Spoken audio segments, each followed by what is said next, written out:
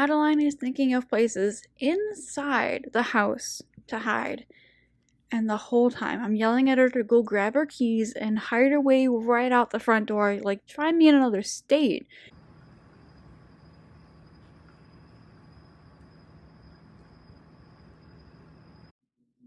Hi and hello, Sleepy Night people. I'm back for a book review. This one was rough, really rough, but we'll get into that. Before we go any further, I just wanted to say this review will not be nice.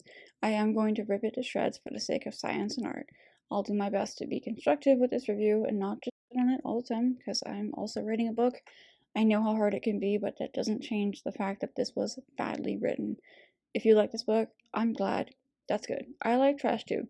This isn't to on people who like dark romance or even the author. These are my opinions and I have no friends. So here I am. Moving on.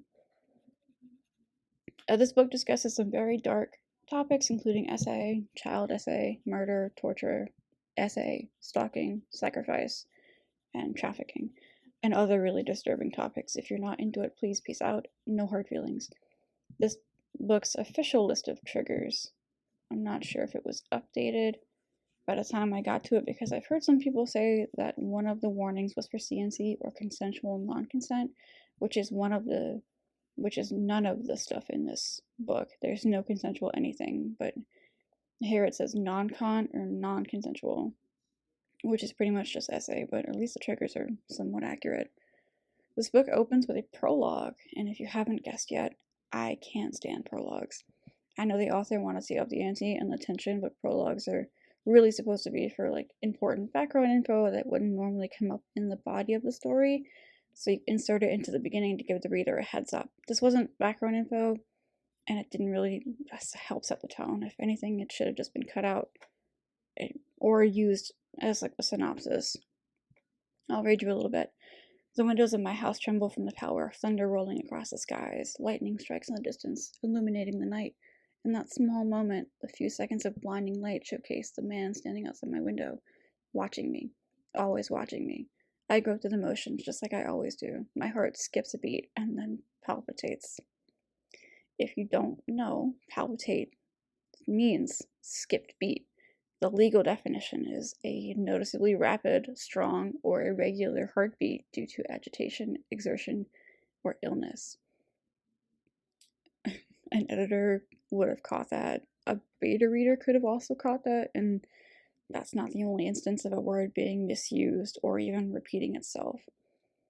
She then goes on to say that it's scary but kind of exciting that he's always out there watching her, and she's going back and forth with herself about what it means. Like, she's into it, but then she goes, the truth is, I'm scared of him. Terrified, actually. Not the best way to start a romance. I think the emphasis of her fear should have been on what she's feeling and what that means for her. Like, the fear and uncertainty should have been focused on this new and strange feeling and not so much him. By focusing the fear on him, it makes the reader wonder why she's letting it happen. If you're so terrified of him, why haven't you moved or called for help or something? You shouldn't be scared of your partner. Even if Adeline likes the fantasy of being scared, she should still have the trust in her partner not to hurt her. Kink has to have communication or it's just abuse. So straight away, the author is focusing on the wrong thing, and it is indeed setting the tone for the rest of the novel. But instead of kinky romance, it's giving thriller, horror, I spit on your grave level horror. Like, if she absolutely had to put this scene in the prologue, which I don't think so, it could have been like maybe the first time they met, or even later on when Adeline starts to realize that she might be into it. Like, the focus of the fear could have been about her being hot about him and how new it is, and not that he scares her. The fact that he doesn't scare her should have been the thing to focus on, and then move on into it's making her hot. And that sets the tone, that sets the dark romance tone in the get-go, and then moves on into the story. Chapter 1. Adeline has mommy issues. I'm still not sure why. The book never really explores it, and it could have. It could have gone deep down the mommy issues rabbit hole, and that could have further influenced why she was so into Zay later on, but no, surface level everything here. She's sitting in her car outside her late grandmother's home, on the phone with her mom, who honestly sounds concerned. Like, nothing in that convo told me that her mom was a bitch except Adeline. who proceeds to do a lot of the complaining that she says her mom does. You'll be living an hour from us. That'll be incredibly inconvenient for you to come visit us, won't it? Oh, how will I ever survive? Pretty sure my gynecologist is an hour away, but I still make an effort to see them once a year, and those visits are far more painful. I think her mom gets like 2 whole pieces of dialogue out before Adeline hangs up on her. Like the rest of her complaining about her mom. The rest was just her complaining about her mom. What a way to set the tone. Sure gets me invested in the safety and well-being of the main character. Nana always had a positive, sunny outlook on life, viewing the world through rose-colored glasses. She was always smiling and humming, while Mom is cursed with a perpetual scowl on her face, and looking at life like her glasses got smashed when she was plunged out of Nana's vagina. I don't know why her personality never developed past that of a porcupine. She was never raised to be a prickly bitch. First of all, porcupines are super chill until you fuck with them. They're not like spike-covered goblins chasing after people. You fuck around, you find out. That's how that works.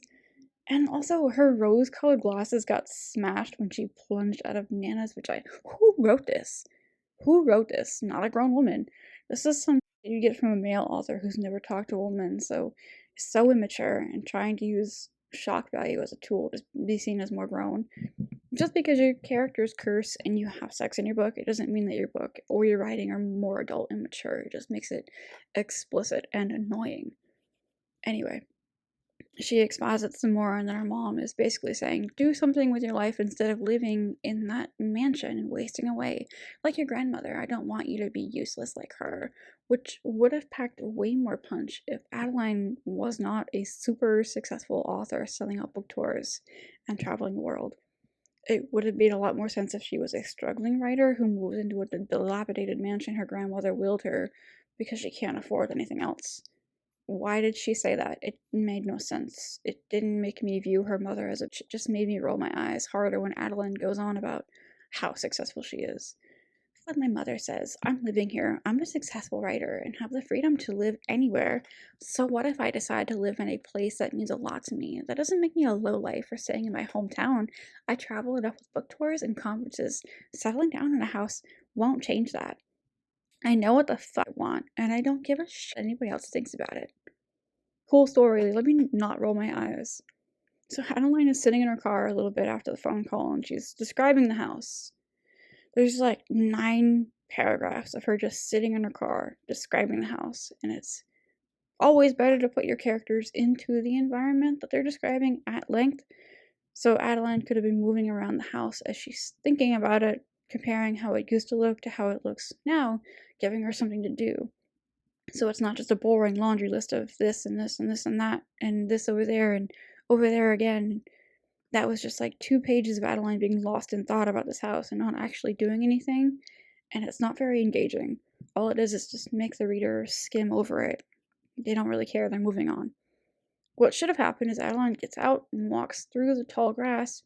She sees the siding and the paint peeling, and the windows are covered in grime, and the porch is lopsided, and the steps are creaking precariously as she takes them slowly to the door, putting her key into the rusted lock.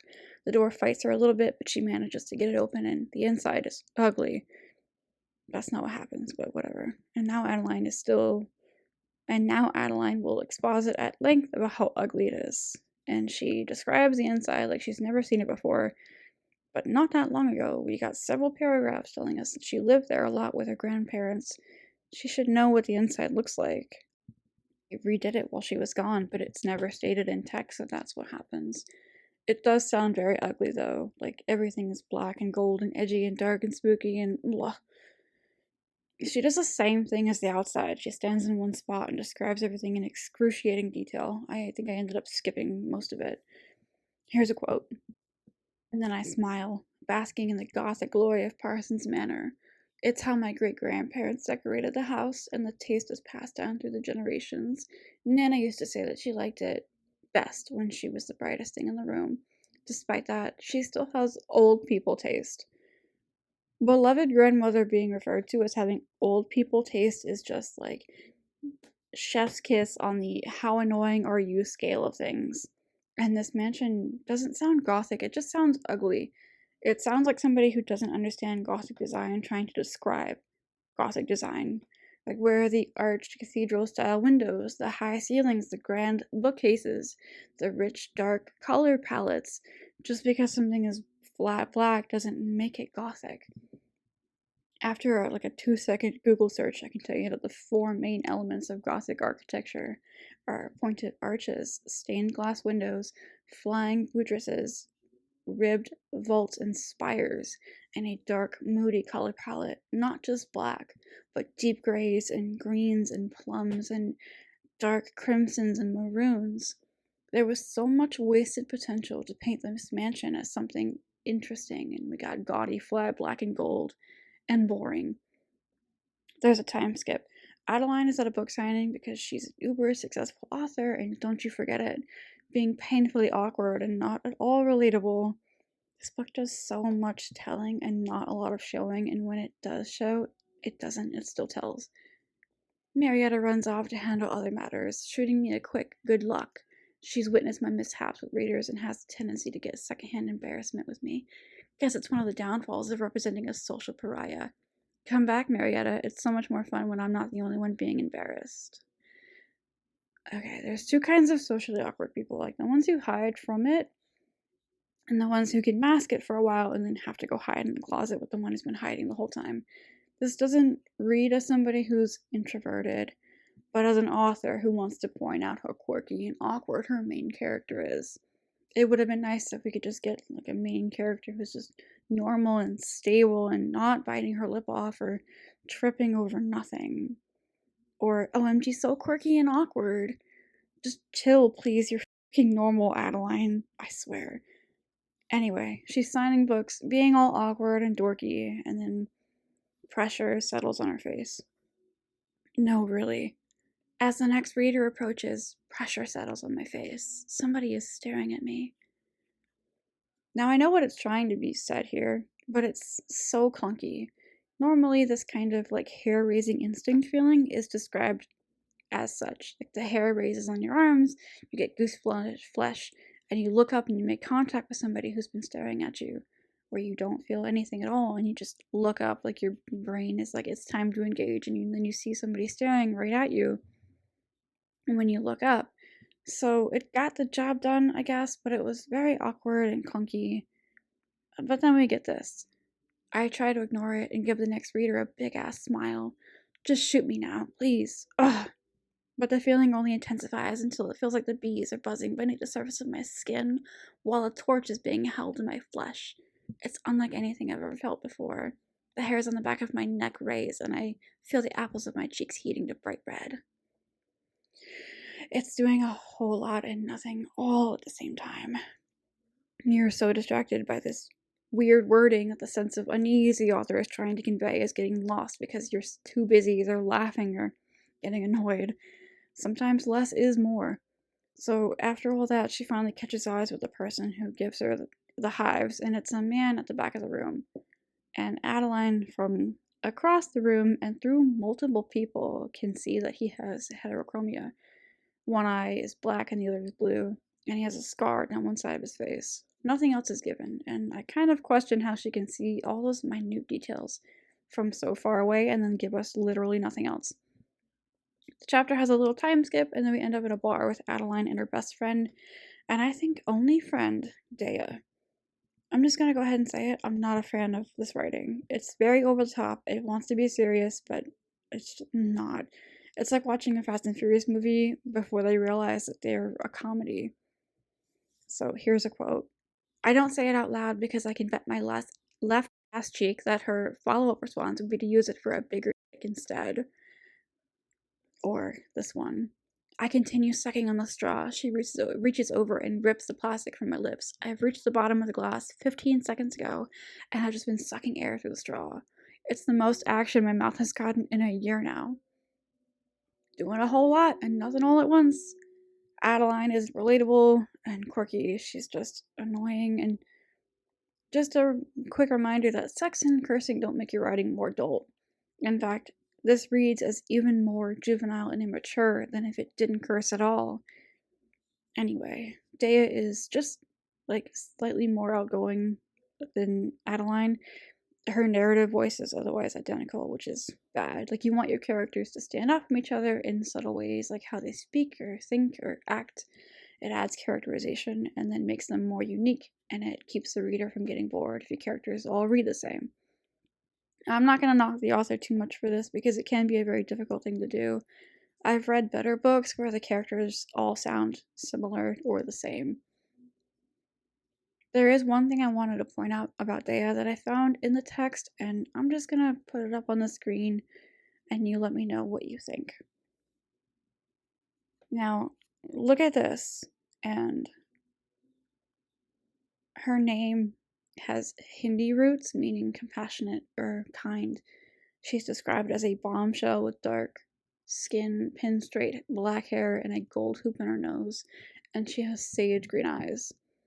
Now, at first I was like, that's probably fine, it's a small thing, but the more I thought about it, the more uncomfortable it made me, especially since Dea is supposed to be the more sexually awakened friend. She's the one who sets Adeline up on a one-night stand, and her first line, her intro to us as the readers, is, Addie, you need to get laid. And then to see that in here was, I don't know. Is it just me or is it an issue? I'm not sure. So after a little bit of a tussle, Dea gets Addie's phone and she sets her up on a familiar one-night stand with a hot himbo because, Addie, you need to get laid.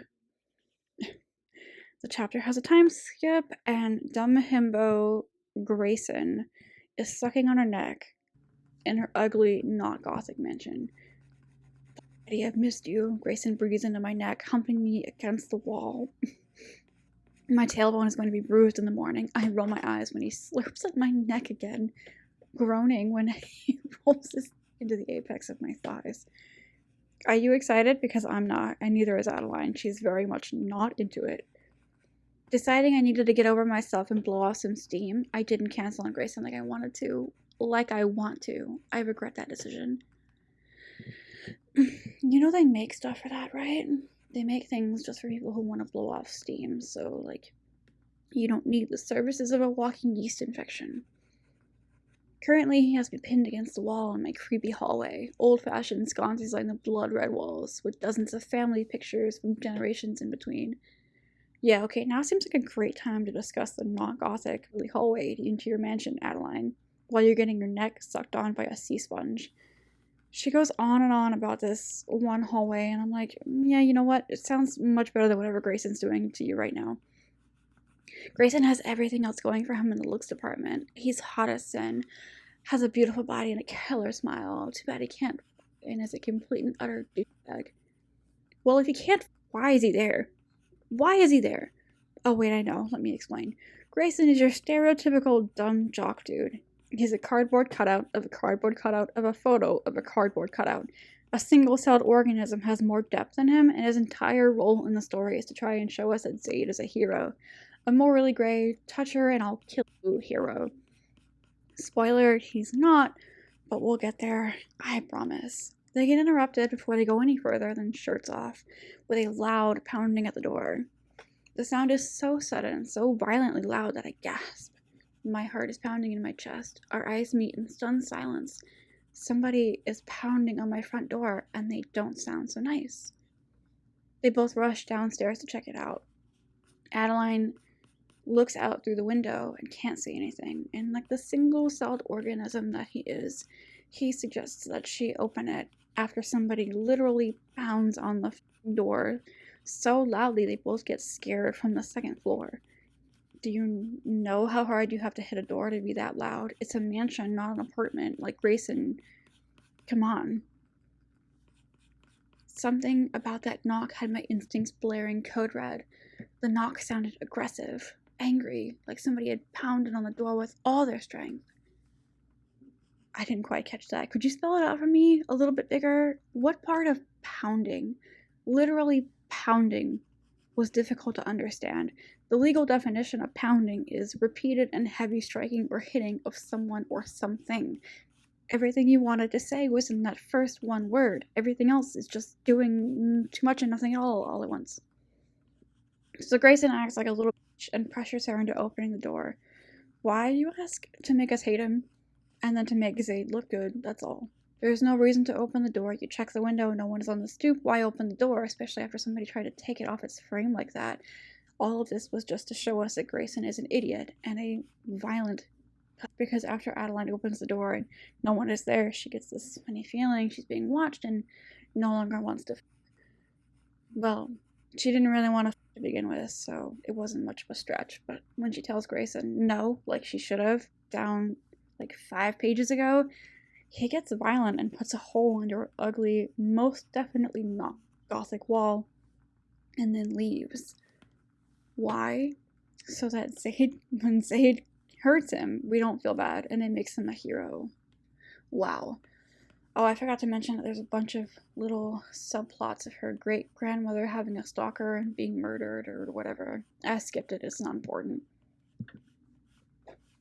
Can you believe, chapter 2, can you believe all that nonsense was one fucking chapter? This is gonna be a long review. Chapter 2, Zaid, aka the Shadow. There's lots of cursing, lots of melodrama, lots of torture, and basically sucking his own dick. No one cares. Sometimes it sucks being the hacker and the enforcer. I really enjoy hurting people, but tonight I have no damn patience for this whiny asshole. What a peach. I hope he's not violent to his intimate partners. Oh, wait. Blah, blah, blah, blah, blah. He's torturing some guy about info on a PD file ring. Blah, blah, blah, blah, blah. I had already cut off one of his ears along with ripping off 10 of his fingernails. Severed both Achilles' heels and a couple of stab wounds in specific locations that won't allow the fuck to get out too quickly. Not too many broken bones to count. Remember earlier when I talked about character voice? Well, Zaid has a different voice from Adeline, and it's somehow even more annoying. Didn't think it was possible, but here it is. Also, I don't think the man would be giving you any pertinent info. In fact, I think he would be going into shock right about now. Kid won't be getting up and walking out of here, that's for damn sure. Yeah, I think he'd be in a coma. So he gets whatever info he needs from this very stable and calm-sounding prisoner, and then he kills him. Like he's crying, but apparently just went through hours of torture, had both Achilles tendons cut, and is still able to speak in full and coherent sentences to give Zaid all the info that he needs. Sure, okay. Anyway, Zaid kills him. There's lots of noises being described, lots of, like, I'm so bad energy from Zaid, but not really. But he drives a Mustang or something. It's giving that kind of energy. There's another time skip. Zaid's on the lookout for food after he cuts up and disposes of the man he just killed. It starts to rain. He's being all broody. Gotta set the mood, right? Ahead of me, there's a bookstore lit up. Lit up, the warm glow shining onto the cold pavement and inviting passers-by into its warmth. As I near, I notice it's packed full of people. I spare it a single glance before moving on. I don't care about fiction books. I only read ones that are going to teach me something. I hate this man so much. So much. Just because a book is for escapism doesn't make it lesser than a boring textbook.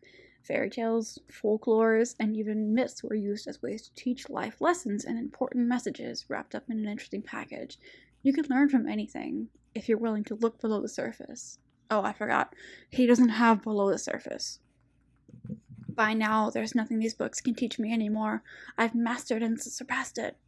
As I'm turning my head to look at some other, my eyes catch onto a board right outside the bookstore, a smiling face beaming back at me. Before me is a picture of an author that's hosting a book signing. She's incredible. Long, wavy cinnamon hair brushed over dainty shoulders. Creamy ivory skin with freckles dotting her nose and cheeks. Light and sporadic, without overwhelming her innocent face. Put a pin in that innocent part. It's important.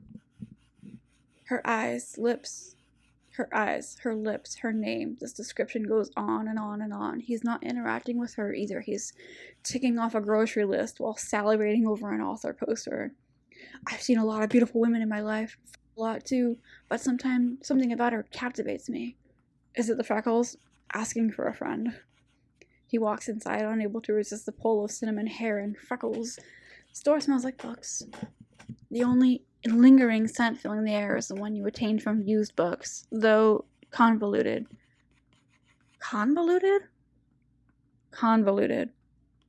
convoluted from the large group of people contesting the area. Hold on. Okay, I wasn't sure if I wrote this down right, so I'm reading it straight from the book. The only lingering scent filling the air is the one you attain from used books, though convoluted from the large group of people congesting the area. The small structure wasn't built to house more than 10 large bookshelves lining the left side of the room, the small checkout desk on the right side, and about 30 people. Now there's a large table in the middle of the room where the author sits, and at least double the occupancy limit packed into the stuffy room. Convoluted is in the text. I did not write it wrong. Convoluted. Convoluted from the large group of people congesting the area. What? Okay, so the legal definition of convoluted is extremely complex and difficult to follow, like in the context of an argument, a story, or sentence. Right on the money with that one, but not in the way that Carlton intended, I'm sure. The second definition is intricately folded, twisted, or coiled, as in walnuts come in hard and convoluted shells. Again, I feel like an author could have caught that. Just saying. So Adeline made this bookstore seem so much bigger, but Zaid gives us a few paragraphs describing how small and cramped it is. He gets a real look at her and nearly creams his pants. Oxygen, words, coherent thoughts, all that shit gives me when I get her my first look at Adeline Riley in the flesh. She's even more exquisite in person, and the sight of her has my knees weakening and my pulse racing. It must be the freckles. He decides to stay and watch her, and we get more of his lovely, swoon-worthy personality. I stay in the back, peeking through dozens of heads to get a good look at her. Thank God for my height, because I'd probably barrel through everybody if I were short. Aren't you so jealous of Adeline? Don't you wish you could have one too? This next part is important.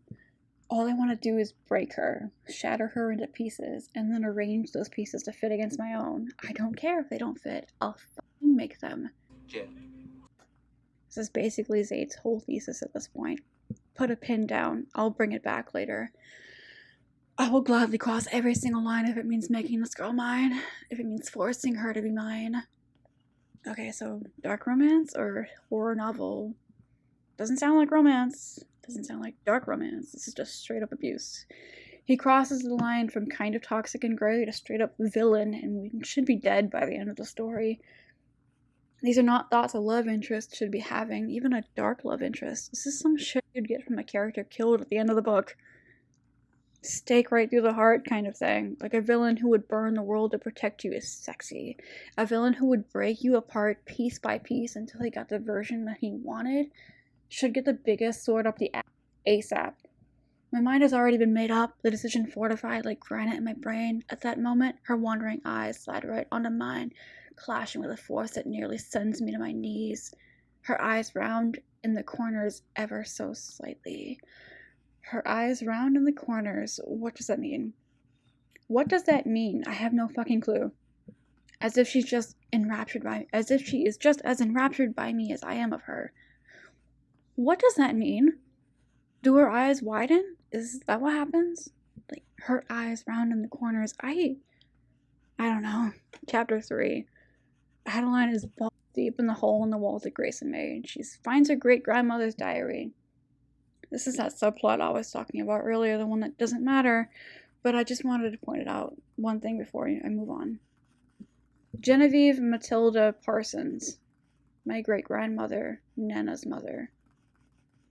I'm sorry, I didn't quite catch that. Could you say it a little bit louder? My great-grandmother, Nana's mother. Yeah, your great-grandmother, your grandmother's. We got it. You don't have to fucking say it twice. We get a time skip and not a new chapter. She falls asleep in her room reading the journals when a noise from the first floor wakes her up and she knows instantly what's up. The sound could have been from anything. It could have been from the foundation settling or even a couple of ghost roughhousing.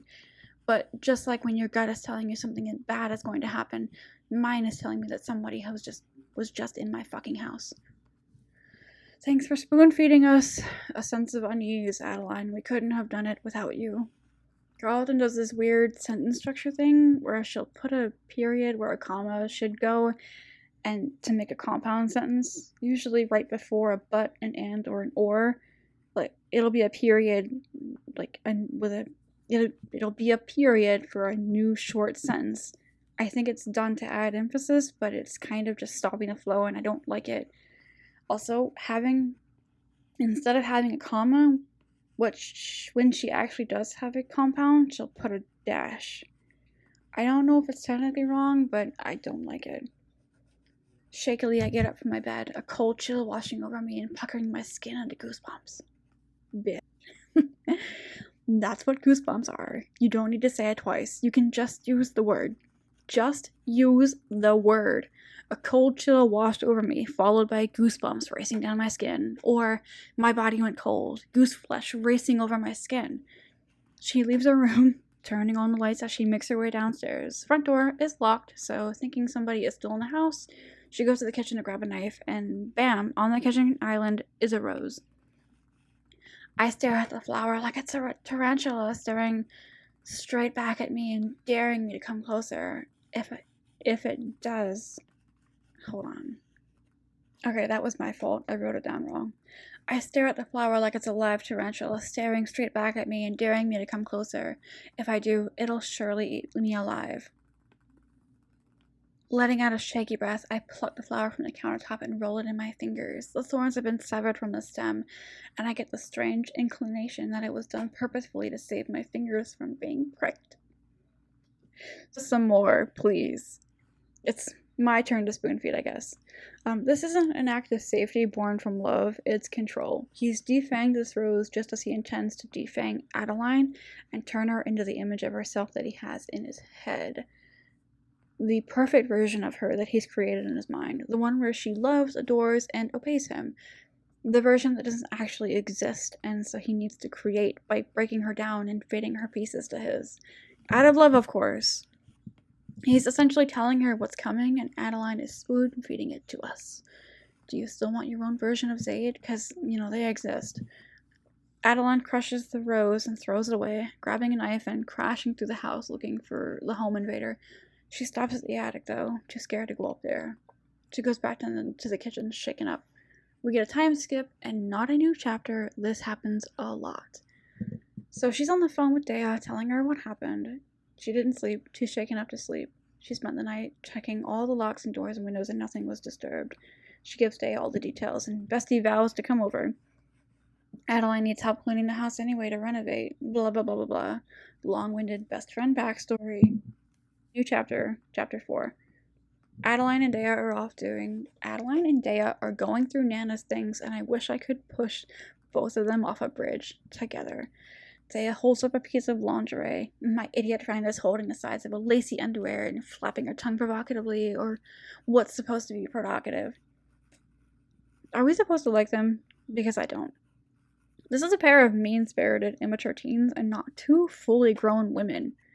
They talk about ghosts for a while, and the whole time I'm thinking, what ghosts where? It's never explored. Adeline goes downstairs to get them some drinks so that they can not get anything done, and yes, finds another rose in the counter alongside an empty whiskey glass. I draw short, my lungs constricting, and ice flows into my veins, my blood flaking into ice chips. This could have been one sentence. Ice flows into my veins, my blood flaking into ice chips. Exceptional. However, I think that might have been something an editor would have flagged. Don't quote me on it, though. My heart thunders in my ears as I tentatively reach out and grab the glass, inspecting it as if it's a magic 8-ball and going to reveal the person who drank out of it. Clearly no one is in this kitchen with me. I can see the front door from where I'm standing, yet my eyes comb through the entire expanse of the kitchen and living room looking for the person who snuck into my house, grabbed a glass and a bottle of whiskey, and proceeded to have a drink. She is so perceptive. Who would have thought that a rose and a used glass on the kitchen counter meant that somebody came in and used the glass and left it on the counter? Exceptional. She should have been a detective and not a writer. She is very mad, though. Adeline goes to the house searching for the intruder, and when nothing comes up, she goes back to the kitchen and stuffs the rose petals into the glass. Part of me also hopes they come back so that they can see my little masterpiece.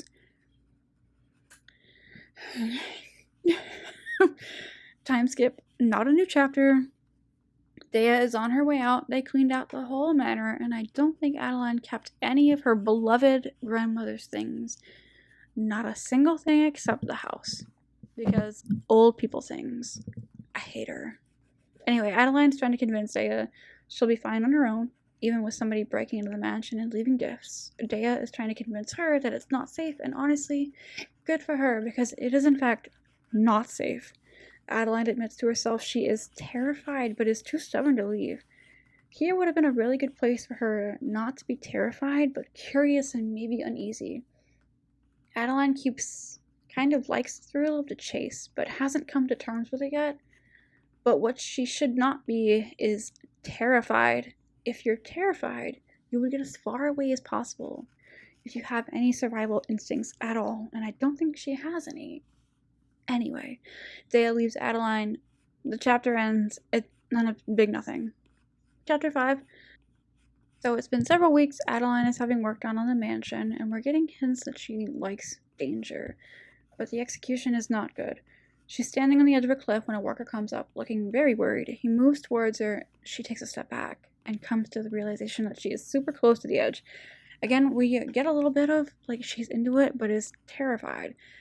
The author keeps using the word terrified to express Adeline's emotion towards danger and mystery, and honestly, I think it's too heavy for what she's going for. Now would be a good time to let Adeline start embracing that feeling a little bit more before Zaid shows up totally, like that way she's not completely overtaken by him. Like, what ends up happening? She starts making police reports about the break-ins. They don't do anything. Zaid is getting bolder. The new porch is black, of course. Again, just because it's black doesn't mean it's gothic. She finds a new bouquet, this time with a note. Her entire house is full of roses. I'll be seeing you soon, little mouse. It sounds like a threat to me. Okay, I could have lived without seeing this. I mean, little mouse, this is obviously a man stalking me, and he must be cracked in the fucking head. Clearly he is. So smart, so perspective. Time skip. Ugh. Her mom stops by for a visit. Lovely. Her blonde hair is tucked tightly into a chignon, pink lipstick painted on her thin lips and her icy blue eyes. She's so prim and proper, and I'm so not. Where she holds herself with regality and grace, I have a terrible habit of slumping and sitting with my legs open. So quirky. Definitely not like other girls. They have a short, quippy exchange. Her mom pushes inside. My dear mother looks around the manor, distaste evident on her pinched face. She grew up in this gothic house. I don't even really like gothic aesthetics. It's not really my vibe. And I will vigorously defend it from this book. This house is not gothic. And the darkness of the interior must have influenced the inside of her heart. You're going to get wrinkles if you keep looking at the house like that, I deadpan, shutting the door and brushing past her. She huffs at me, her heels clicking against the checkered tiles. I know it's probably not as big of a deal for some of you as it is for me, but I like to imagine books in my head like movies, so setting and description are important for that, and black and white checkered tiles are not giving gothic, they're giving postmodern. And Adeline keeps talking about how creepy and old and gothic this house is, but have you actually seen gothic interior design and architecture? It's gorgeous. And it really could have done a lot to add to the tone and the atmosphere for this book, but the author did no research at all for it. 2 seconds on Google. Really, is that too much? Ugh. They have issues that are told and not really shown. Her mother tells her that Gigi, her great-grandmother, was murdered, and that's why she doesn't like the house, and her grandmother had a weird obsession with staying, even though her mom didn't like it. And the whole time I'm just thinking, if you hated it so much, why did you let your daughter stay over there? That's your kid. You have control as a parent, and the grandma can't just keep her if you say no. It's all there, just all dredged up. It's all there to just dredge up drama and let us know that there was a mystery that Adeline needs to solve and blah, blah, blah, blah, blah. I don't really get why her mom says that she's a disappointment if she's got a successful career. It just doesn't make any sense. You know what does, though? If Adeline wasn't a successful, or at least not at the start of the novel, a successful author, and she needed to move into her inherited grandmother's home because she had nowhere else to go, and her mom wanted to tear it down, but Adeline got it in the will, so she couldn't, and she couldn't convince her to move anywhere else. Then her mom could have had a chip on her shoulder, and all those, like, don't waste your life comments would have actually hurt. But no, Adeline is super uber successful and she can do whatever she wants. So special. Chapter 6. We're back with Zaid. Yay. He's up against 12 people. Alone. Why? Because Zaid's a one-man army. I crack my neck, enjoying the feeling of my bones popping. Tensions release and my shoulders relax. 12 men won't be too hard to take down. But I'm going to have to be quick and stealthy. It was easier to pick off the guards surrounding the decrepit warehouse. So just a quick note. Your bones aren't popping. When you hear that pop, that's trapped gas being released from between the joints or even your tendons rolling over each other. If bones are popping, your shit is broken. It's important when you're writing to ask yourself questions. Google is free, and it takes me usually a minute or two to find an answer when I'm not sure about something I'm writing. It's not hard. You don't need to make it hard. Just do a little bit of research, and it'll prevent stuff like this. And also, an editor and beta readers could have caught this. It's not a huge thing, but it's just enough to break the suspension of disbelief and kick a reader out of the story. And once they have stuff like this on their radar, they're going to start picking up on other things, and you want your readers to stay immersed in the fantasy. And also, Zaid is taking on 12 men on his own. I fucking hate him. Their mistake was relying on their limited eyesight for intruders. My ability to hide in the shadows is what ultimately got them killed. Should have had night vision goggles like me. Is this a comedy? Why does he sound like an overdramatic Will Ferrell character? This bitch is so insufferable. This next one, I lick my lips, anticipation sharp on my tongue. So the definition of an anticipation in this context is 1. A prior action that takes into account or forestalls a later action, or 2. The act of looking forward. So not really a feeling, it's like an action, you're doing something. It doesn't make sense in this sentence. You have to be intentional with your word choice. And yes, you can spin words to have different meanings based off of the sentences they're in, but this does not do that. It's not like fear. Fear is sharp on his tongue.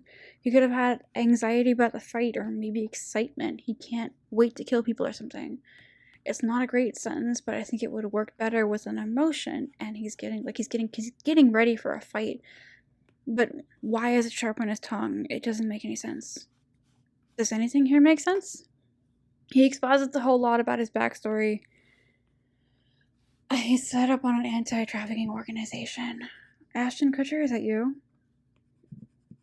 He's also the best hacker and the best fighter, and no one can do it better than him. And it's so great, and he's so big, and is still on the front lines because no one can replace Zaid. Go suck your own dick, please. So he goes in, lurking around, doing the best, being the best damn soldier ever. Keeping to the shadows, I make my way through the hallway and peek around the corner. There are thin cots scattered across the 1,000 square feet of space. Each cot is accompanied by a metal pole installed from the ground up. This whole book is just built on one rickety, awkward description after another. Installed from the ground up? Do you mean like a metal pole welded to the floor or wedged into the concrete? Or does how the pole got there even matter? Like, you could just say there's a pole beside each bed and that a girl is chained to it. The reader can figure out the rest. Like, consolidate your descriptions.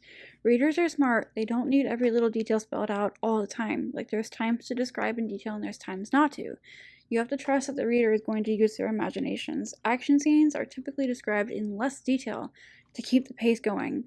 They're in a warehouse. They're chained to beds. We can figure out what it looks like. We're smart, I promise, H.D. Carlton. And you don't need to give everything away all at once. He does say that they're chained to the poles by collars.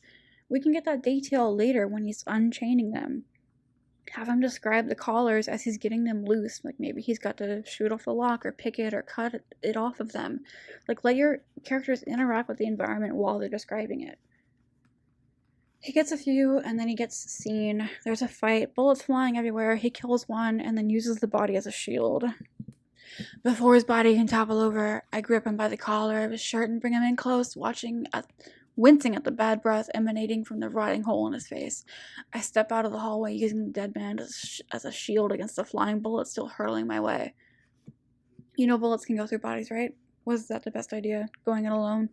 They're having this shootout in an open warehouse full of kidnapped girls. What if the bullets go right and hit one of them?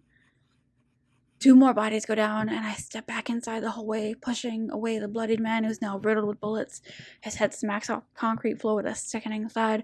I use his body as a shield for 5 seconds, but I still got lucky. It's not like the movies. Bullets can easily fly through bodies. Enter an exit point, just to enter right back into my body. I don't use other people for shields unless I have to. It was only for a few seconds at a time. I wish one had. I wish more than a few had, but Zaid has some pretty thick plot armor.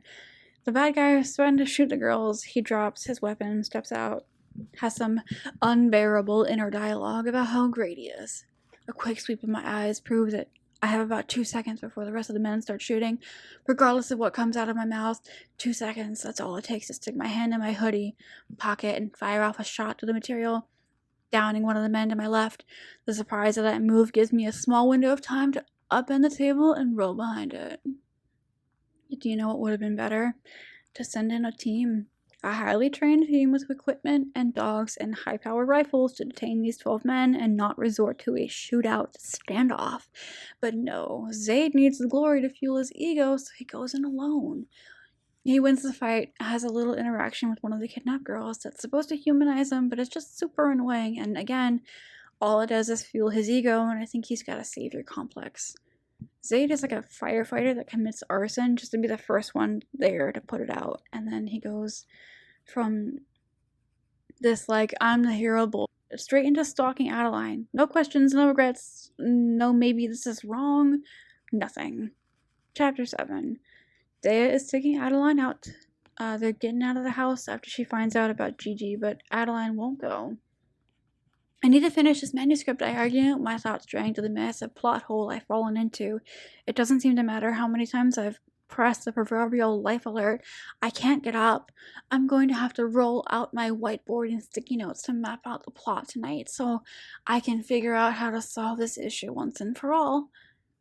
I wish the author of this book had done that too. Also, that's the dumbest reason not to leave. Are you writing on a printing press? Take shit with you. Sometimes I wish I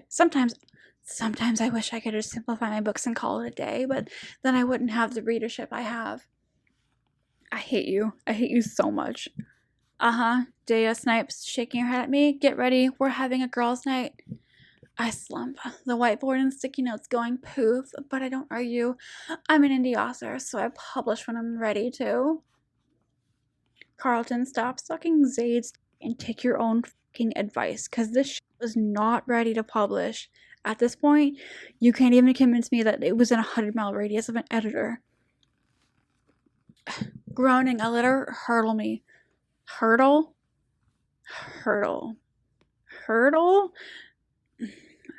One of a series of upright frames over which athletes in a race must jump, or an obstacle or difficulty. Did you mean herd? As in to move in a certain direction? It's literally spelled H-U-R-D-E-L. Hurdle. Alright. Groaning, I let her hurdle me up the stairs and into my bedroom, my eyes immediately finding the mirror and chest.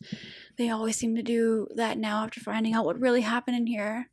Just for context, her great-grandmother was murdered in her bedroom. She's talking about how she remodeled, whatever. The entire house has now been modernized, though I kept most of the original style. The sconces, the checkered floors, the black stone fireplace, and black cabinets, just to name a few. Most importantly, I kept Gigi's red velvet rocking chair. I'm living in a Victorian Gothic dream house. No, you're not! We're gonna make you look hot and find you a delicious man to take home tonight. And if the stalker comes around, he can kill him too. I roll my eyes. Dea, if it's hard to find a man these days that can even fight right, you think I'm gonna find a man that will kill in my honor too? That's cute. You never know, baby girl. Crazier things have happened. Time skip. They're at a club doing their thing. Some guy comes up behind her. Suddenly, a heavy presence crowds into my back, his hands sliding around my waist and pressing in close. A whiff of spearmint and whiskey invade my senses right before I feel his breath on my ear. You're beautiful, he whispers, his spearmint gum stinging my nose now that he's closer. I wrinkle my nose and turn my head to see a tall, attractive man leaning over me. He has strawberry blonde hair, pretty blue eyes, and a killer smile, just my type. I grin. Why, thank you, I respond sweetly. Social situations nearly sent me into hibernation, but I always have been skilled at flirting. First of all, why are all these guys redheads? What do you have against redheads, Carlton? And two, I would argue that flirting is a social situation, and most shy people don't like clubs. It's like she's two different people. One is outgoing, sassy main character, and awkward, likes to stay at home and watch the rain, hermit crab writer. Two very different personality types, and she manages to make them both really annoying. The whole extrovert and introvert friends thing is real, and Dea is the more forward one of the two, but Adeline is not an introvert. She just wants to be special. So he flirts. He asks her to come upstairs with him. Well, he doesn't really ask. He tells her, and she's into it, so she goes upstairs with him. Come upstairs with me, he yells over the music. His voice isn't aggressive by any means, but it's not a question either. It's a demand that leaves little room for argument. I like that. I cock a brow, and if I don't, I ask. His smile widens. You'll regret it for the rest of your life. The other brow joins its twin, hiking halfway up my forehead. Really, I say demurely, what kind of plans do you have for me that I'd regret missing out on that for the rest of my life? The kind that leaves you naked and sated in my bed. Bitch, let's go already, Dea cuts in. My head turns to her, but I feel the man's eyes linger on my face, caressing my cheek like a feather tracing across skin.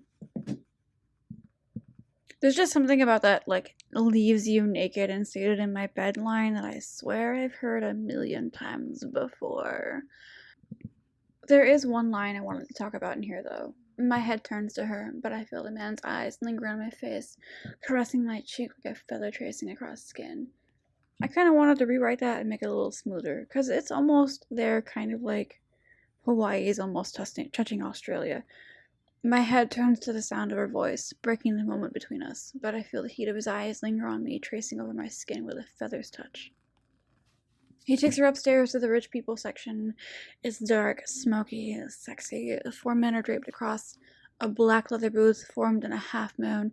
In the center is a black marble table occupied by several glasses of amber liquid, along with a few crystal ashtrays. There's barely a hint of color in here, the decor reminding me of Parsons Manor. Ugh.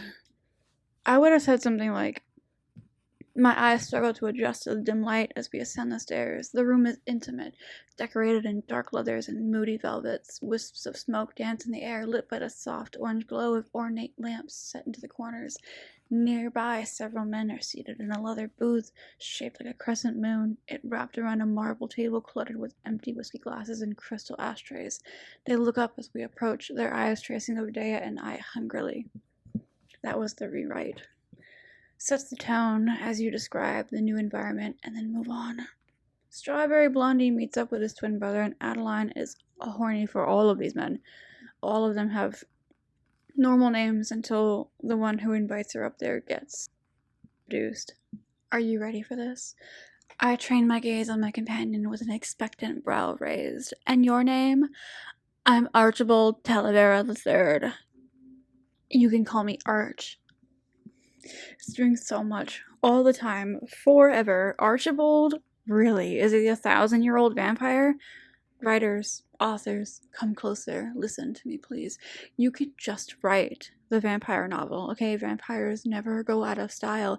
If you want to write the vampires, just do it. Don't be afraid to let your story take you in a different direction if that's what it's telling you. Embrace those happy accidents. Creativity will flourish if you let it. Just loosen up. This could have been an erotic paranormal romance. It's already got the darker, edgier vibe. Run with it, for fuck's sake. Sounds pretentious, I mused, smiling at the fact that he gave me his full name. You're almost there, babe. Just connect a few more dots. Who actually introduces themselves to a stranger that way? Archibald Talavera III. Just call me Your Highness. Spelled HIGHN-ASS.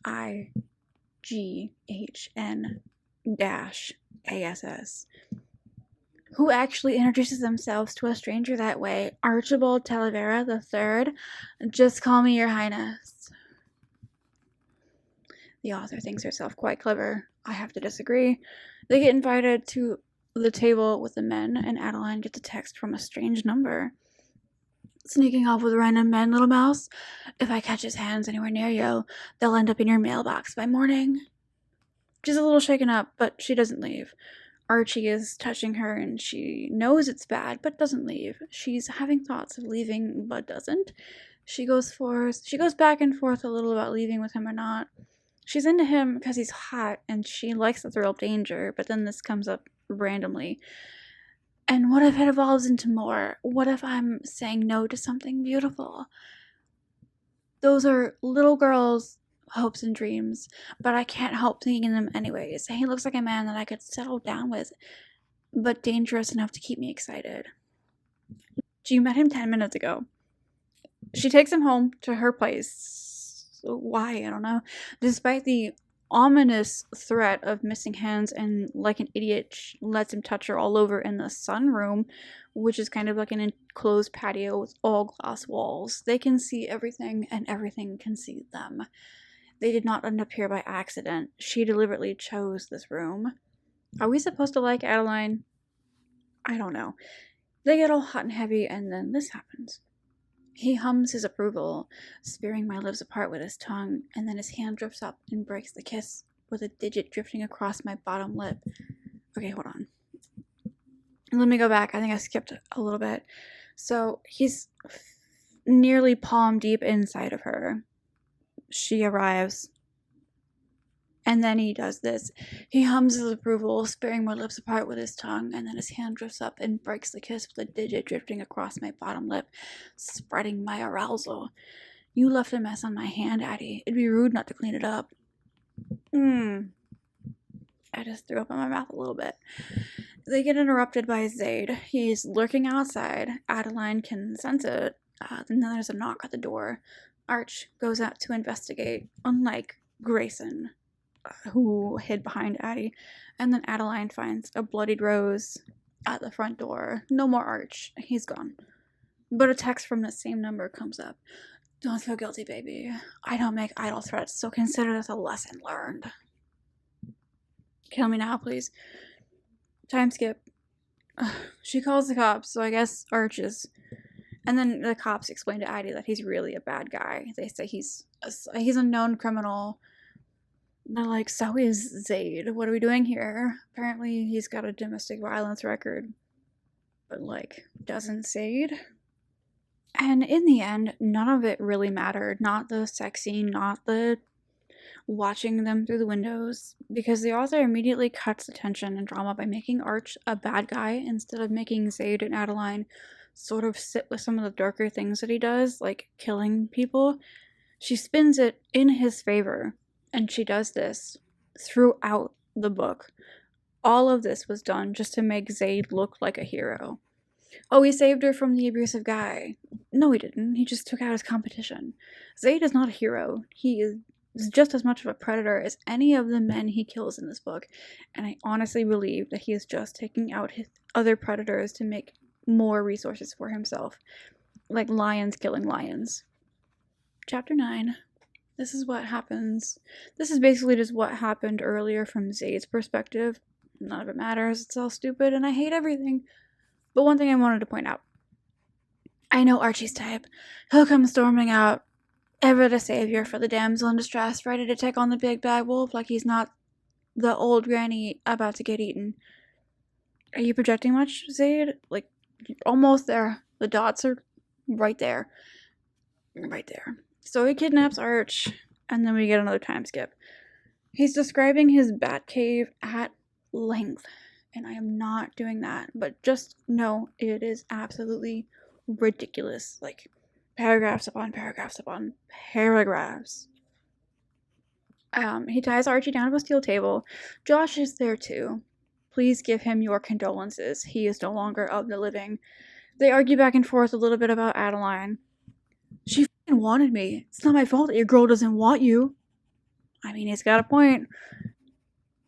I sigh and straighten. I'm not going to bother explaining myself to this prick. He won't understand my obsession, and I don't give a shit enough to want him to. You should probably speak to a therapist, though. And it gets worse. I will devour her from the inside out until every intake of breath will only stroke the inferno I've created inside of her.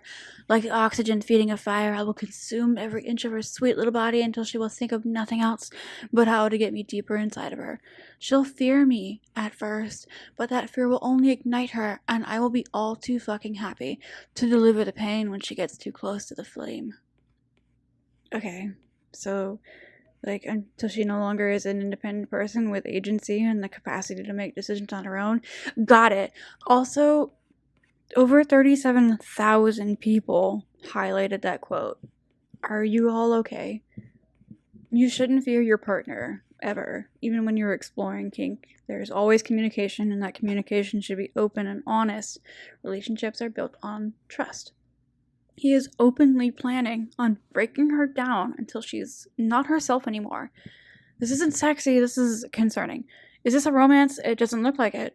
And honestly, Archie being a piece of shit doesn't make Zayd any less of a piece of shit either. Archie would know how to have a proper rough sex if he was given a fucking manual for it. He hurts women because he enjoys it. The dots are so close. So close. He kills Archie, and it's honestly unhinged in the worst way possible. Chapter 10. Adeline is sad. Kind of. I cannot believe this is happening. I practically got this man killed, I say, tears picking at my eyes. Babe, I hate to say this, but I don't think that's the worst thing that could have happened. I think this guy would have really hurt you. The things he did to his ex-wife, they're unspeakable. He wasn't a good man. None of those guys were. Daya is trying to get Adeline to stop fussing over Archie. It's stupid. Time skip. She's writing when the postman drops a package at the door. Take a guess at what it is. They find a note. It's hands, by the way. My stomach was making the rumblies that only hands would satisfy. What is wrong with you, Carl? Archie's hands. They find a note. While I will enjoy punishing you for every time you call the police, let's hold off this time. I wouldn't want to have to hurt them next, little mouse. Is this guy shitting me? He's gonna punish me? Don't you think sending me a fucking severed hands is punishment enough, asshole? He's seriously gonna threaten to kill a cop? I hiss. Daya swallows her eyes. Daya swallows her eyes, darting to the hands. They talk about getting Adeline a bodyguard, and then Daya tampers with evidence and gets rid of the hands. Lovely. Time skip. Arch's crime family are all dead. You know, Arch. My stomach was making the rumblies that only hands would satisfy. And his family were just bad. Beating and raping women left and right, but Zayd doesn't get involved until he sees Archie with Adeline. He's a hero. He doesn't actually care about women or victims. He wants to protect his property, which is Adeline. Daya hangs up the phone. Adeline tries to get back to writing. She hears something above her, grabs a knife and goes to investigate, finds Gigi's diary on the floor with a cryptic message, blah, blah, blah, blah, blah. Time skip. Daya and Adeline look up her great-grandmother's crime scene photos, and then it's a time skip. She wakes up in a fright, hearing footfalls outside her door. They stop just outside, standing for a while, and then they leave. Adeline waits for the sound of her front door to shut and then goes to the window so that she can describe Zayd in detail. Hunkering down, I peek through the curtains and wait for the person to emerge from the front porch. It feels like an eternity passes, but I imagine it's only been seconds before I see movement. An audible cry leaves my lips when a large man saunters up the steps and walks out into my driveway. He's wearing all black, with a deep hood settled over his head. He's tall, very tall, but not bulky. Even beneath his clothing, I can tell his body is lethal. Lean, but packed with muscle. His hoodie clings to his body, showing off his broad shoulders, thick arms, and trimmed waist. God, he could crush me if he wanted to. His hands look big enough to cover the entirety of my face or wrap around my neck. But he's not bulky, right? Huge, could crush you with his hands, but no, not bulky. I can't even with this book. And also, those hands do end up around her neck quite a lot in this book. Chapter 11. Adeline is reading the diaries when Zaid comes back. It's been 2 days, and they have a staring contest outside her window. She goes to call the cops when he shakes his head, "Don't do it." She rushes outside to yell at him like an intelligent person, and obviously he's so big and not bulky, it doesn't do shit. She pushes him. That behemoth of a man doesn't move back an inch, nor does he speak, or react, or do anything. Harsh, angry breaths huff from my nose like a bull as I glare at the hooded man. I can't see much of his face except the bottom half, but I can feel his eyes burning into me. Soon my body will smolder until there's nothing left but ashes dancing in the cold wind. "What do you want from me?" I hiss, curling my hands into fists only to abate the shaking. My whole body has begun to vibrate from anger and fear, but also from something else, something so disturbing I refuse to put a name to it. He doesn't answer, but he does grin, a slow, sinful twist of his lips that sends sparks skittering down my spine. With deliberation, his tongue darts out and licks his bottom lip. My eyes zero in on the movement, the act primal, animalistic, and fucking terrifying. Now, if Zaid were a better love interest, this would almost be good, but Adeline keeps describing what she feels as terror. Terror is such a strong word, and she's supposed to be into this, and by extension, the reader, but it's not sexy when the protagonist is literally terrified. It should be something more akin to, like, excitement, the thrill you get when you go on a really, really, really, really high roller coaster. It's the illusion of a threat and not an actual threat. But Zaid is an actual threat, and it stops being a fantasy when the supposed love interest is really capable of harming the main character. In a better book, this would be sexy and exciting and kinda cute, but I'm legitimately worried for her safety and my sanity. He takes a single step back, and though I can't see it, I know he's giving me a once-over, and then he turns and walks away. Just like that. Not a single word spoken, not an explanation offered, not even a crazy confession of how he wants us to be together or some shit. Nothing. I stand there and watch his retreating form going back to whatever portal from hell he crawled out of. He certainly did. Time skip. As a reward for finishing my manuscript and sending it off to my editor, I'm treating myself to a nice murder investigation. Barf. Is that the same editor who did this book? I'm just curious. Blah, blah, blah, blah, blah, Gigi's murder, blah. Zaid is back, though, just standing outside her window, in her yard. Nothing really happens. Time skip. She's at another book signing event, being all socially awkward. "What do you call yourself?" Dea asks, quirking a brow at me. I sigh. "A master manipulator." "Why?" I roll my eyes. "Because I manipulate people's emotions with my words when they read my books." I grouse. Okay, Adeline, whatever you say. She's so stupid. I'm convinced at this point. I am convinced. Time skip. How many of these are there, by the way? So the event goes, blah, blah, blah, blah. I love my career as a professional manipulator. I'm fortunate to do what I do. Can I just hire Zaid to get rid of her, please? She and Dea are drunk after the event. They're going back to her house when they see a light on upstairs, and there's roses everywhere. They call the cops. Time skip. Dea convinces Adeline to come home with her tonight in lieu of what happened, and Adeline relents. They leave, go to Dea's house instead, but uh-oh, Zaid is there too. He sends her a text. "You don't like my flowers?" He's not very smart, but he is persistent. You know, if he had just asked her out on a date, she would have been into him. He's literally her type. She's into it. He's doing all of this unnecessary bullshit for nothing. Chapter 12. It's a Zaid chapter. I skimmed most of it. Something about corrupt senators being into trafficking or whatever. And then afterwards, he breaks into Adeline's house again and gets scared by a ghost subplot that goes absolutely nowhere. He's also drinking all of her whiskey downstairs when we get a confession. 2 of my employees installed security systems throughout her house, unknowingly to keep their boss out. I basically invented these systems, so I'm more than capable of disarming them with a click of my phone. In the beginning, I had just picked their locks to get in, and then reverse picked them after I left. The only predator I'll allow in her house is myself. You see what I mean about him not really caring? He's only taking out his competition and protecting his property. And also, Ashton Kutcher fanfic much? Anyway, he spends the rest of the chapter brooding like a broodster. Chapter 13. Adeline is being super uber successful writer when she sees a ghost disappear out of the attic. She finds a few pieces of paper that tell us literally nothing. We're moving on. Time skip. Zaid is back to being creepy. She pretends to call the cops. By the way, he's standing outside of her window again. She pretends to call the cops. He calls her bluff with a text. They have a little spat back and forth on the phones. He challenges her, and she calls.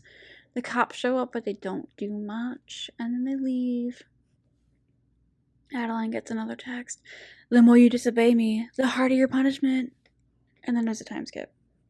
Dea is back keeping her company. Adeline is very concerned about her possibly leaked nudes. It's dumb. Oh, Luke, Archie's friend, Stomach was making the rumblies. has been bothering Dea about where Arch is. And that's about it. Chapter 14. Dea stays the whole day doing whatever it is she does while Adeline takes down the photos, looking for clues. They talk about the spooky fair coming into town. They make plans. Dea heads out. Adeline gets a text. You ready for your punishment, little mouse? Listen, I don't know about you, but if I were Adeline and I saw the whiskey going down almost every night, I'd poison it. Just saying. Why are you doing this? You haunt me. It's only fair I return the sentiment. Barf. You're so beautiful when you're scared. I'm so close I can smell you. What? What? Quit being pussy and come out then, Adeline texts. Come find me. She does find him. She could have left the house, but she goes upstairs and finds him in her room on the balcony. Chapter 15. I didn't really need a chapter break, but whatever. He's in all black, as per usual. He's clad in all black. Leather boots, jeans that wrap tightly around broad thighs, and a matching hoodie that looks a size too small with the way he fills it out. Still, I can't see much of his face. That damn hood. My tongue darts out, wetting my dry lips. Take off your hood, I say, a slight tremor in my voice. He doesn't.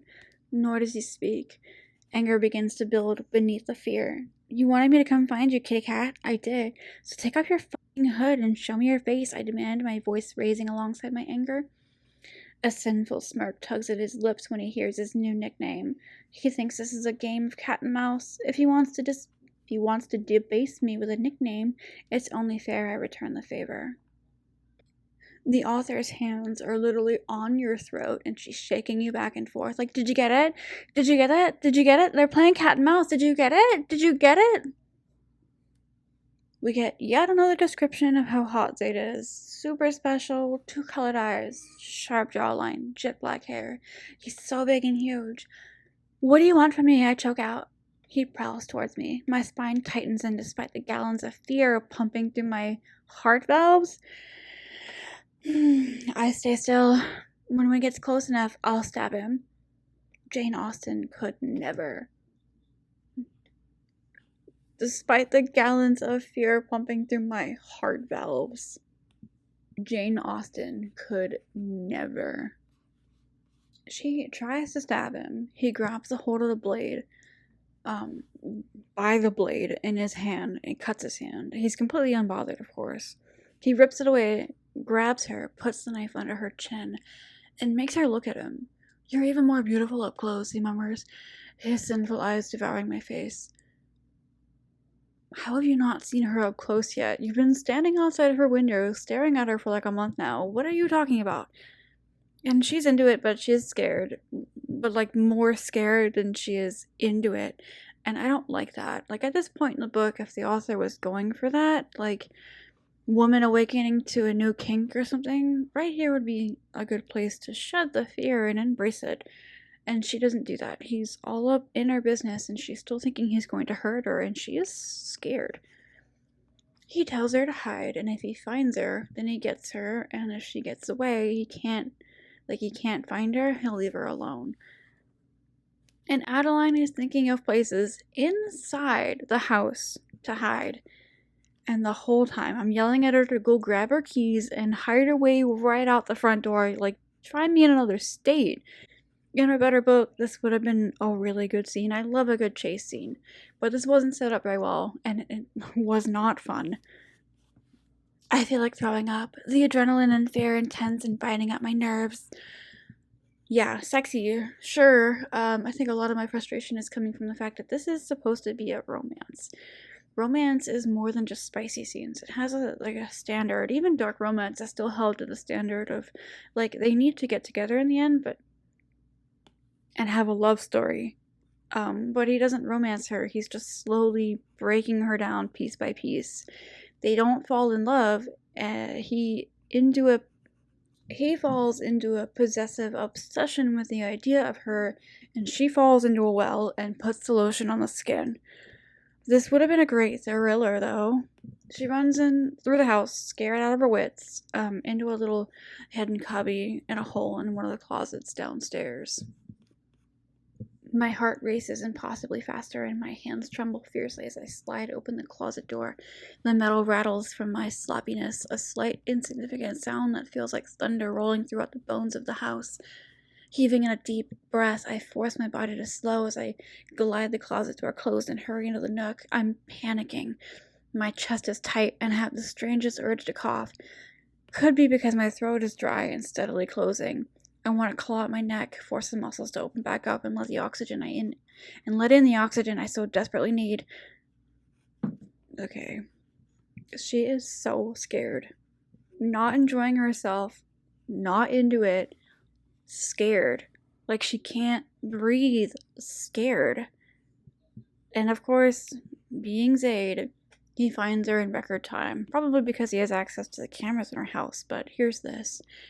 You can come out now, baby, he breathes, the sound of his voice gravelly and deep. Oh no, no, no, no. I don't move, hoping that he's just guessing.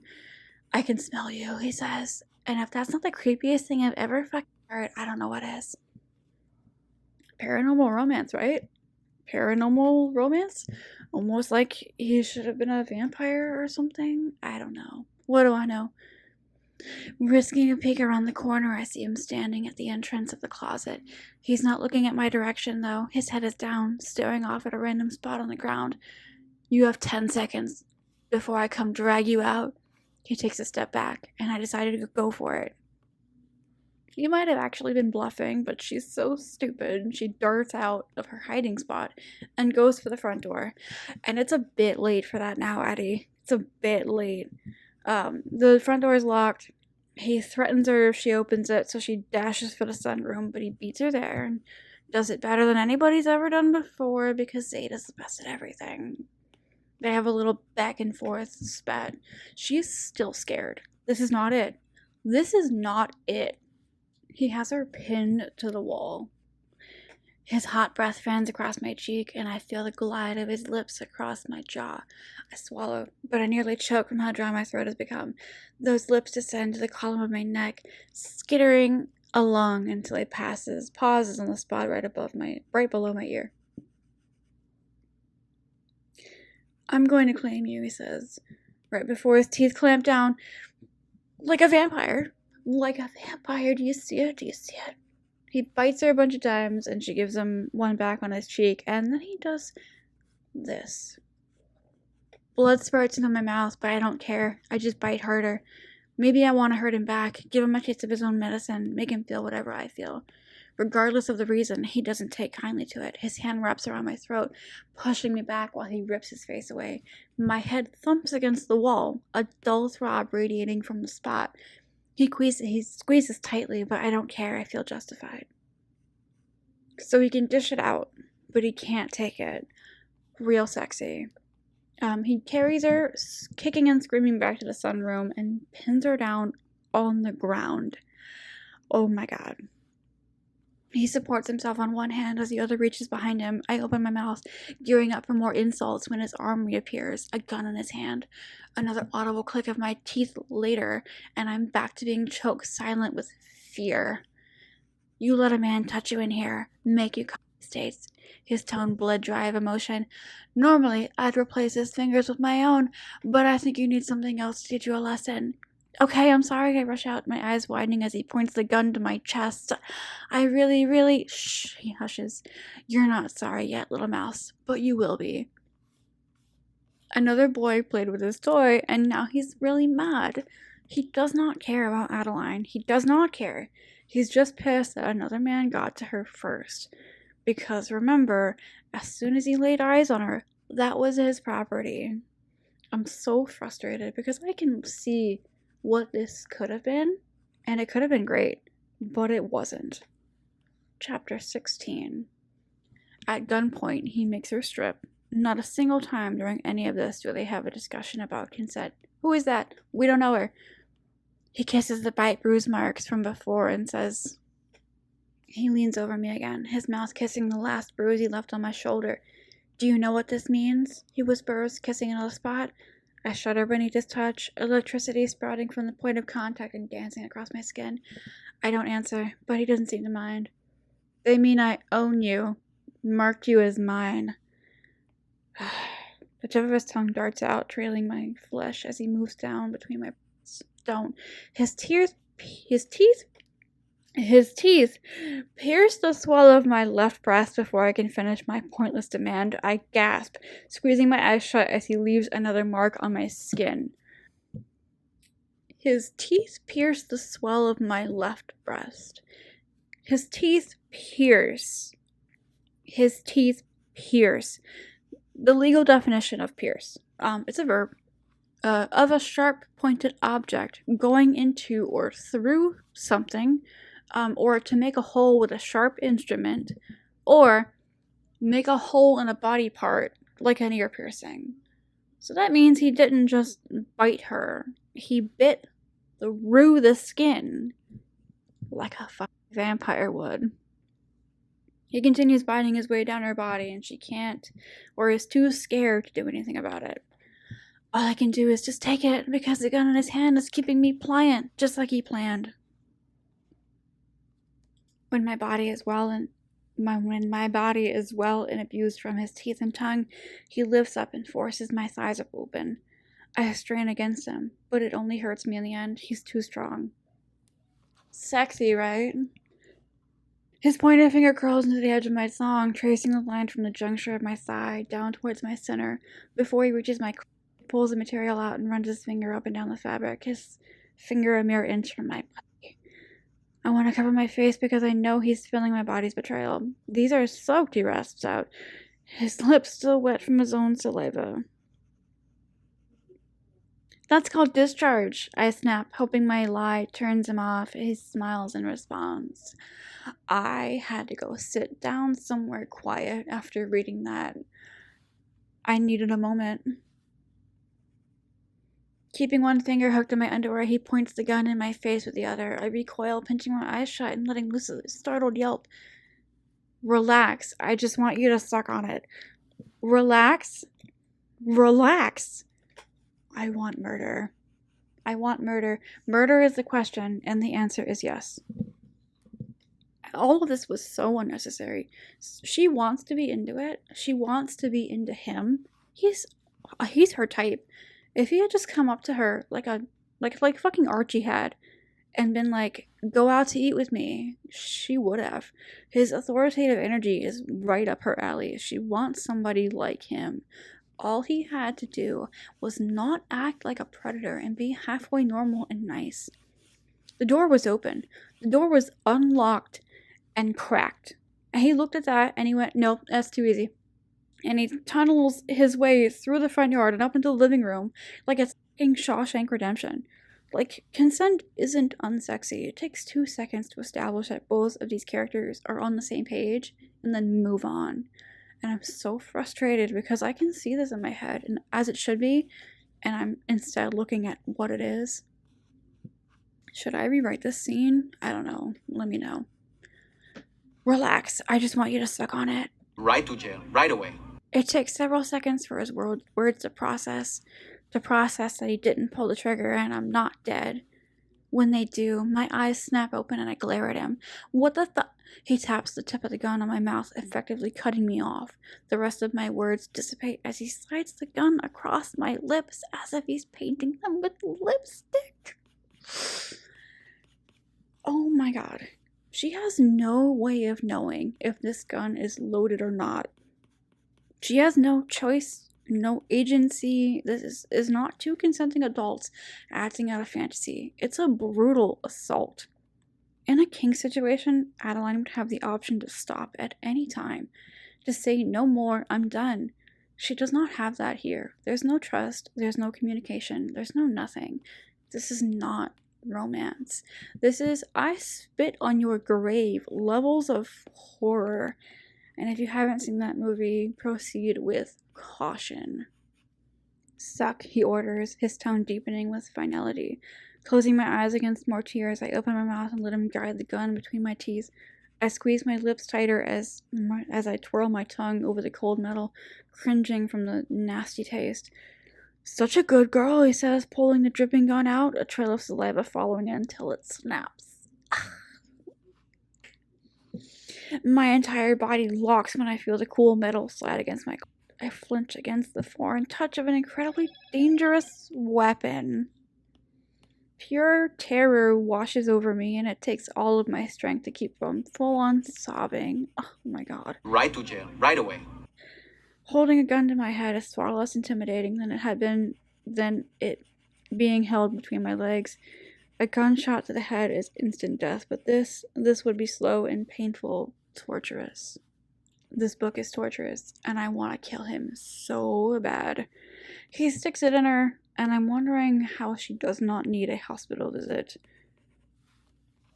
And of course, under duress, she owes, and then we get this. My body is full of rage, humiliation, and shame. I know this, but it's like my brain can't process those emotions, so it's just choosing to feel nothing at all. Is this what trauma does? Knowing you've been violated, but your body chooses to go numb instead? Like a magic trick, his hand comes back into view with a rose that must have been in his back pocket. The petals are crushed, likely from our struggle, but he doesn't seem to care. He twirls the rose in his hand before tossing it on me, the flower fluttering to my stomach. Right to jail, right away. Our love interest, everybody. What a gem. Imagine instead of a rose, it had been like $100. And at the same time, she's having these thoughts go through her head. He leaves her there without another word, and she bursts into tears. My god. It's giving Fred from Handmaid's Tale. Just taking whatever he wants because he can. Sage is a huge hypocrite. All this he talks about Archie being a lowlife, this is him clearly telling Adeline that she has no choice. It's a multiple choice question, but all the answers are Zaid. He's threatening her openly. If you mess with other guys, not only will I kill them, I'll make you regret it. Yeah, she gets the O, but so what? He literally told her she had 10 seconds to get it or else. Who's to say in a few years he won't be breaking her ankles like in Misery to keep her from running away? I need a drink. Time skip. 3 nights go by. He is watching her through the window, and I want to smash his face in with a shovel. Adeline hates that he smokes, but loves the way he looks doing it, and again I am reminded that she wants to want him, and he is making everything illegal. Like, why can't you just ask her out? What I want to tell him is how disgusting it is that he smokes, but the heat between thighs, likes the way he looks. I think my ass of a vagina. What? What? I think my asshole of a vagina. Might have even been jealous of the cigarette. Apparently it has a thing for inanimate objects. Stop, my eyes are hurting. They're rolling so hard. She tries to drink the trauma away with a glass of wine, but she needs a court date and therapy. He doesn't come around during the day, and as long as I'm not letting men fill me up and stick their hands down my pants, he doesn't text me anymore, threatening messages. So long as nobody else is playing with his toy, he doesn't care. She goes out with Dea and doesn't tell her what happened, almost as if she's ashamed. They talk a little bit about Gigi and Ronaldo, so whatever, but everything's made up and the points don't matter, so I'm skipping it. Max, Archie's friend, My stomach was making the rumblies. stops by the table. A little chat. He's super threatening. She gives little information, is very evasive, but he knows about the hands. Only hands would satisfy. What? Apparently they sent somebody to scope her property and they didn't know about it. He wants to know about Archie. Adeline doesn't know anything. It's back and forth. Whatever. Chapter 17. Zaid. It's Zaid's chapter. And he's watching her go to bed, hard as a rock, watching her be practically naked, and then we get this. My dog hardens her perfectly round ass overflowing her underwear, her pussy on full display. Just a thin piece of fabric separating her from my tongue. I close my eyes and work to regain control. I have to be quiet. She doesn't know I'm hiding in her closet. She should fear me, but only because once she ultimately submits to me, she'll have no chance of escaping. Or I don't think she has a chance now. Remember earlier when he's talking about Archie?